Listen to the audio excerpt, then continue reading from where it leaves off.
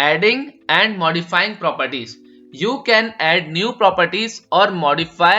You can add new properties or modify existing ones. ये है हमारे पास और इम्पॉर्टेंट, हमारे पास ये इंटरेस्टिंग चीज भी आ गई है कि अब हम किस तरह अपने ऑब्जेक्ट में डेटा को ऐड कर सकते हैं और किस तरह एग्जिस्टेड वन को मॉडिफाई कर सकते हैं। मजा आएगा भाई ये करने में। और इसके अलावा नीचे क्या है, methods in objects are function associated with the object, they can be invoked using the same notation as properties. मतलब एडिंग एंड मॉडिफाइंग प्रॉपर्टीज काफी इंपॉर्टेंट होने वाली है और इंटरेस्टिंग भी। तो अब हम इसको करते हैं क्या, इसमें क्या चीज करनी है आपको समझ आ रही है। You can add new properties, मतलब कि आपके पास ये ऑब्जेक्ट क्रिएट हुआ था, अब इसके अंदर मुझे कोई भी चीज ऐड करवानी हो, पर्सनली कोई भी चीज ऐड करनी हो ऑब्जेक्ट में, तो मैं ये चीज भी ऐड कर सकता हूं। मेरे पास लिमिटेशन नहीं है, क्लियर। और ये जो मेरे पास एज 20 है, पहले से डेटा रखा हुआ है यहाँ पे, इसको मुझे अपग्रेड करना हो तो मैं किस तरह कर सकता हूं, ये भी मैं काम कर सकता हूं। तो अब स्टार्ट करते हैं एडिंग एंड मॉडिफाइंग प्रॉपर्टीज। तो अब बहुत ही इजी है, मैं ऑब्जेक्ट के अंदर किस तरह ऐड कर सकता हूं और मॉडिफाई कर सकता हूं। मैं अगेन यही ऑब्जेक्ट को कॉपी कर रहा हूं भाई, ठीक है, एंड देन इसको कमेंट भी कर देता हूं। नीचे आता हूं मैं, how to access and add, ठीक है। अब आपके पास ये ऑब्जेक्ट है, आपको एक यहाँ पे ये सारी की वैल्यू के पेयर में नजर आ रहे हैं। यहाँ पे नेम है, एज है और ये क्या है, इस स्टूडेंट। यहाँ पे मेरे पास जॉब ऐड नहीं है, ठीक है। मैं क्या करता हूं, मुझे ये वाला जो जॉब है पर्सन डॉट जॉब, मैं चाहता हूं इस पर्सन के ऑब्जेक्ट के अंदर वो ऐड हो जाए, एक जॉब का जो है की वो भी ऐड हो जाए इसमें। अब मैं क्या करूंगा, यहाँ पे मैं क्या कॉलन लगा सकता हूं, नहीं। जब आप ऑब्जेक्ट के बाहर आएंगे तो आप वही इक्वल टू यूज करेंगे, ठीक है। जब आप ऑब्जेक्ट के अंदर होंगे तब आप ये कॉलन का यूज करेंगे, ऑब्जेक्ट के बाहर आप इक्वल टू ही यूज करेंगे। मैं यहाँ पे लिख देता हूं मन स्टैक डेवलपर, ऑलराइट, ठीक है। और अब मैं क्या चाहता हूं, ये जो मेरी प्रॉपर्टी है ये ऐड हो जाए इस पर्सन के अंदर। तो क्या होगा ये या नहीं, मैं लॉक करवाता हूं पर्सन को, आई होप सो हो जाए, ठीक है भाई। मैंने टर्मिनल ओपन किया एंड देन मैंने यहां पे cd ऑब्जेक्ट्स और नोड इंडेक्स किया मैंने। तो अब आपके सामने एक चीज आई होगी, नेम हसन वही आया, एज आ गई, इस स्टूडेंट फॉल्स आ गया, ग्रेड का फंक्शन आ गया एंड जॉब का ऐड हो चुका है मन स्टैक डेवलपर। आ गई ये बात ना सर, किस तरह मैंने अपने डेटा के अंदर एक और डेटा को ऐड करवाया। आई ये बात ना सर, जॉब वाला जो की था वो ऐड हो गया इसमें, ठीक है। अब ये तो हमने कर लिया अपने ऑब्जेक्ट में डेटा को ऐड। अब मैं क्या मॉडिफाई कर सकता हूं, मेरे पास एज आ रही है 20, मैं यहां पे करता हूं person dot age equal to, क्या करूं, 14 साल के हो जाते हैं, ठीक है भाई। 14 ईयर्स का बच्चा हूं मैं, क्या ही बोलते हैं यार, बस 20 साल के तो हो जाते हैं 14 साल के। और अब मैं यहाँ पे लिखता हूं नॉट इंडेक्स। तो अब आपके सामने एक चीज आई होगी, बल्कि मैंने सेव नहीं किया कोड को, अब सेव किया है, अगेन करता हूं नॉट इंडेक्स। तो अब आपके सामने है नेम हसन, एज 14, इस student false, grade and then job का जो टाइटल मैंने ऐड करवाया था वो ऐड हो चुका है। तो किस तरह मैं अपने ऑब्जेक्ट के अंदर डेटा को ऐड करवा सकता हूं एंड देन उसको मॉडिफाई भी करवा सकता हूं। आप अगर डॉट नोटेशन यूज नहीं करना चाह रहे तो आप यूं भी कर सकते हैं, person square bracket string age. ये थोड़ा सा आपके लिए लेंथी प्रोसेस होगा, ठीक है। इस तरह भी हमारी एज, देखो मैं 15 लिखूंगा तो मेरे पास 15 भी आ जाएगी, कोई मसला नहीं होगा। लेकिन ये हमारा थोड़ा सा लेंथी प्रोसेस है और थोड़ा सा मुझे अजीब लगता है जब भी मैं ज्यादातर डॉट नोटेशन को यूज करता हूं। देख रहा हूं 15 आ गई मेरे पास, मेरी वैल्यू अपडेट हो गई। तो इस तरह मैं अपने ऑब्जेक्ट के अंदर की वैल्यूज को ऐड भी करवा सकता हूं एंड देन मॉडिफाई भी करवा सकता हूं। जो डेटा पहले ही होगा उसको मैं मॉडिफाई भी करवा सकता हूं। तो ये था मेरे पास एडिंग एंड मॉडिफाइंग प्रॉपर्टीज। इसको मैं करता हूं कमेंट।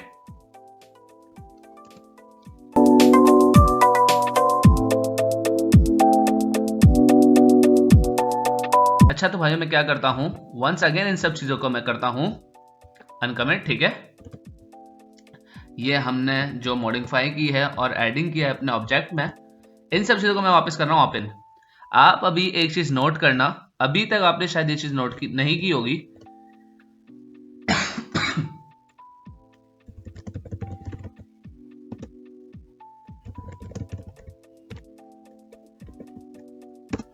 ये तो मेरे पास सारा मेरा ऑब्जेक्ट आ गया, ठीक है। इसमें ये वाली लाइन जो हमने ऐड की थी ऑब्जेक्ट के अंदर वो भी ऐड हो गई, यहां तक क्लियर है, एडिंग एंड मॉडिफाइंग।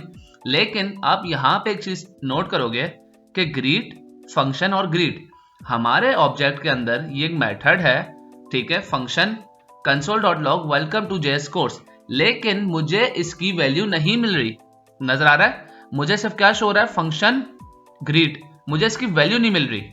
तो अब इसकी वैल्यू क्यों नहीं मिल रही, तो इसकी वैल्यू हमें क्यों नहीं मिल रही, मैं यही चीज आपको आगे बताने वाला हूं। तो हमारे पास क्या है, methods. Methods in object are function associated with the object, they can be invoked using the same notation and properties. अगर मुझे ऑब्जेक्ट के अंदर से मेथड को गेट करना है तो मैं क्या करूंगा, मैं किस तरह उस ऑब्जेक्ट में से मेथड को निकाल सकता हूं। आ रही है बात समझ, जैसे मैं पर्सन डॉट एज कर रहा था तो मुझे एज मिल रही थी, पर्सन डॉट नेम कर रहा था तो मुझे क्या मिल जाता, हसन वैल्यू मिल जाती थी। लेकिन अब मैं किस तरह इस मेथड की वैल्यू को पाऊंगा, आ रही है बात समझ। अभी हमने एक चीज देखी, तो हमारे पास क्या हो रहा था, देखो हमें फंक्शन, हमें ऑब्जेक्ट में ये चीज मिल रही थी फंक्शन ग्रीट, ठीक है, ये चीज हमें मिल रही थी, लेकिन हमें इसकी वैल्यू नहीं मिल रही थी। तो अब इसकी वैल्यू पाने के लिए मैं क्या करूंगा, मेथड की वैल्यू पाने के लिए अगर मुझे ऑब्जेक्ट चाहिए तो मैं करा सकता हूं, पर्सन को मैं चेक कर सकता हूं, मुझे पूरा पर्सन मिल जाएगा, ठीक है, पूरा पर्सन का ऑब्जेक्ट मिल जाएगा। तो इसने क्या बोला है, अगर आपको मेथड भी गेट करने हैं तो वही आपको क्या करना है, डॉट नोटेशन यूज करनी है। डॉट नोटेशन के जरिए आप क्या कर सकते हो, अपना मेथड की वैल्यू आप निकाल सकते हो। हम करके देखते हैं इसको।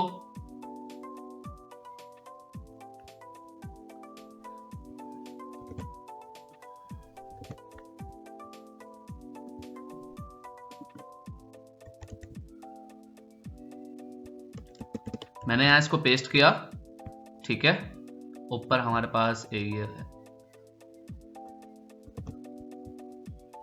ठीक है, और यहां पे मैं इसको बोल देता हूं console.log person डॉट ग्रीट।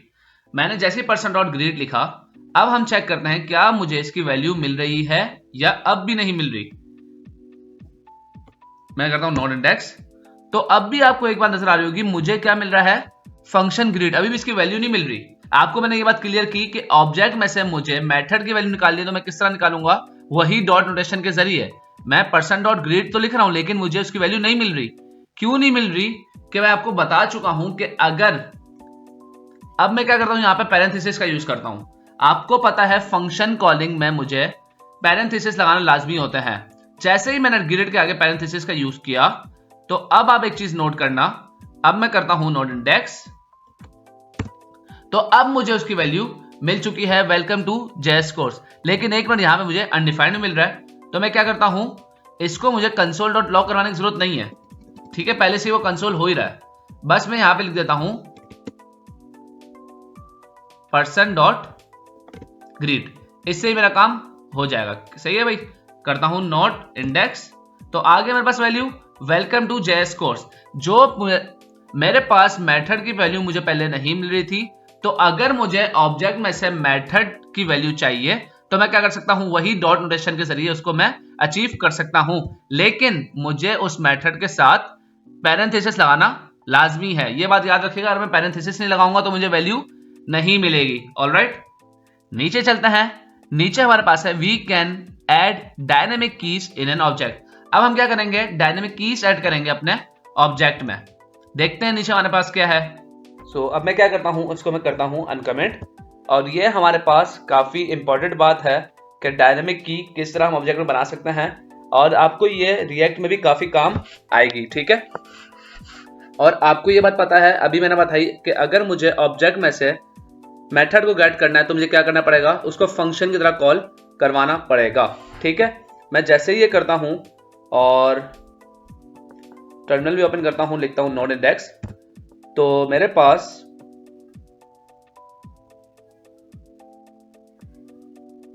आ रहा है ID type is not defined. अब ये क्यों आ रहा है, पहले मैं आपको इस बात को समझाता हूं।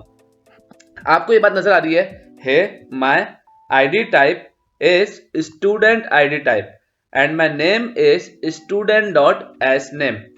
यहां से मुझे ID टाइप और स्टूडेंट ID टाइप और माई नेम मुझे कहां से मिल रहा है, student.sName से। ये बात तो आपको आसानी से समझ आ रही होगी। लेकिन आप बोलोगे कि यार ये ID टाइप और स्टूडेंट ID टाइप में मुझे थोड़ी सी कंफ्यूजन है। यहाँ पे क्या हो रहा है, हम यहाँ पे डायनेमिक की बना रहे हैं ऑब्जेक्ट के अंदर। ये बात आपको इंटरव्यू में पूछी जा सकती है कि अगर मुझे ऑब्जेक्ट में की को डायनेमिक बनाना है तो मैं किस तरह बनाऊंगा। हो रहा है क्लियर? लेट से पहले मैं काम करता हूं, लेट ID के यहाँ पे टाइप दे देता हूं, ID टाइप इक्वल टू, और इसको आपको पता है हमें स्ट्रिंग में पास करना पड़ेगा स्टूडेंट ID। अब मैं क्या कर सकता हूं, मैंने एक क्या किया है ID टाइप। अब मुझे ये बताओ, हमेशा याद रखो कि ये जो मेरे पास डॉलर और कर्ली ब्रैकेट है, इसके अंदर मैंने ID टाइप लिखा, तो ये तो ID टाइप मुझे मिल जाएगी, सही है, हे माय स्टूडेंट ID, ठीक है। लेकिन अब मैं किस तरह डायनेमिक की बनाऊंगा ऑब्जेक्ट के अंदर, तो ये जो मेरी की है इसको मैं सिंपल रैप कर दूंगा स्क्वायर ब्रैकेट के अंदर।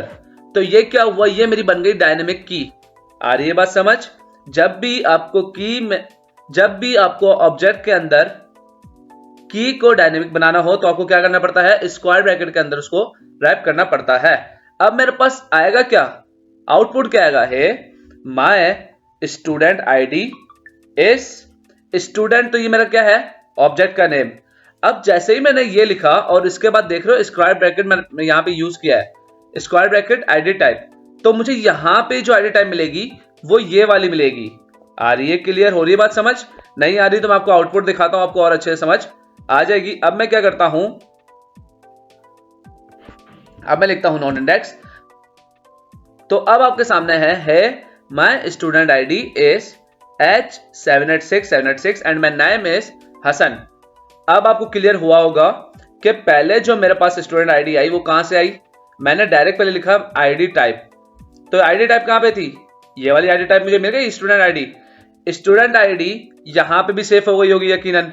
अगर मैं यहां पे स्क्वायर ब्रैकेट यूज नहीं करता तो यही ID टाइप मुझे मिल रही होती स्टूडेंट ID। लेकिन जैसे ही मैंने यहां पे डायनेमिक की बना दी तो अब मुझे यहां पे इस स्टूडेंट और ID टाइप स्क्वायर ब्रैकेट के अंदर तब मुझे ये वाली वैल्यू मिलेगी। आ रही है बात समझ? क्लियर हो रहा है? नहीं क्लियर हुआ तो एक बार अगेन रिपीट करना है इस चीज को, बैकवर्ड ले जाना वीडियो को और अगेन समझना कि ये डायनेमिक की हमने किस तरह क्रिएट की और हमारे पास आउटपुट क्या आया है। मैं अगेन आउटपुट बता देता हूं, है my student ID is H786786 and my name is Hasan. Alright, तो इस तरह हम अपनी डायनेमिक की बनाते हैं इन ऑब्जेक्ट। नीचे चलते हैं, when we want to get the user name and value in React. तो अब इसके बाद हमारे पास आता है डेटा मॉडलिंग। तो ऑब्वियस सी बात है, हम ऑब्जेक्ट के थ्रू डेटा को मॉडल कर सकते हैं। किस तरह, मतलब के एक मेरे पास visual representation of either a whole information system और part of it a communicate connection between data points and structure. मेरे पास कोई भी एक, आप समझ लो कार है, कोई भी एक थिंग है, मैं क्या कर सकता हूं, अपने ऑब्जेक्ट के अंदर उसकी good thing and bad thing सारी चीजें स्टोर कर सकता हूं इन ऑब्जेक्ट, सारी चीजें उसमें मैं डिक्लेयर कर सकता हूं। तो हम डेटा मॉडलिंग क्रिएट कर सकते हैं। तो यहां पे सिंपल क्या हुआ, इंजन डेटा, इंजन स्टार्टेड, या गाड़ी के जो भी प्लस पॉइंट हैं या नेगेटिव पॉइंट हैं, आप क्या कर रहे हो, सिंपल एक ऑब्जेक्ट में डिक्लेयर कर रहे हो। तो ये क्या, एक तरीके से सारा डेटा क्या हो रहा है, यहाँ पे मॉडलिंग हो रहा है। सारा डेटा एक ही ऑब्जेक्ट के अंदर सेफ है कि इस कार में ये सिस्टम है, इस कार में ये नेगेटिव पॉइंट है, सारी चीजें एक ही जगह कंबाइन होकर रख दी गई हैं। Clear? So this is our data modelling. यही था बस, सिंपल, और कुछ भी नहीं था इसमें। इसके बाद हमारे पास इंटरव्यू क्वेश्चन है और it is most important. Explain the difference between passing object by reference and by value in JavaScript. Provide an example to demonstrate each scenario.